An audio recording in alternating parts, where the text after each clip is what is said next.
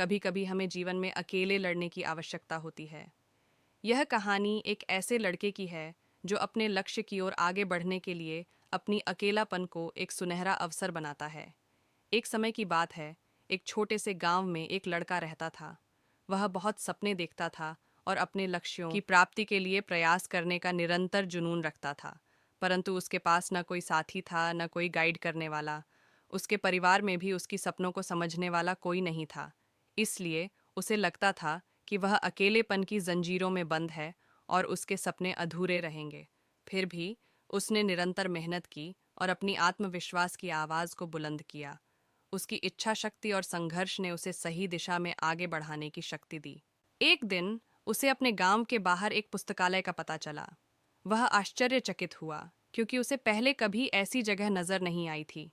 धीरे धीरे उसने उस पुस्तकालय के दरवाजे पर कदम रखा। वहां जाकर उसने देखा कि लोग पुस्तकों के बीच खोए रहते हैं।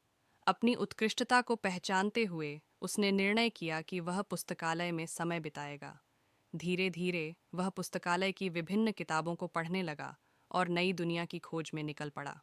कुछ दिन बीतने के साथ साथ उसका ज्ञान बढ़ता गया और वह अच्छे लेखकों और दर्शकों के साथ रिश्ते बनाने लगा। इसी के साथ उसने लिखने का भी मन बना लिया। उसने कई लेख लिखे, जिसमें से उसका एक लेख प्रकाशित हुआ और उसे अवसर मिला अपने लेखकीय कौशल को दुनिया के सामने प्रदर्शित करने का।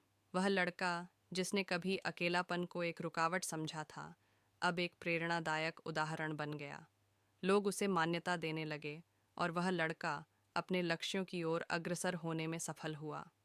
इस कहानी से हमें यह सीख मिलती है कि अकेलापन को एक सुनहरा अवसर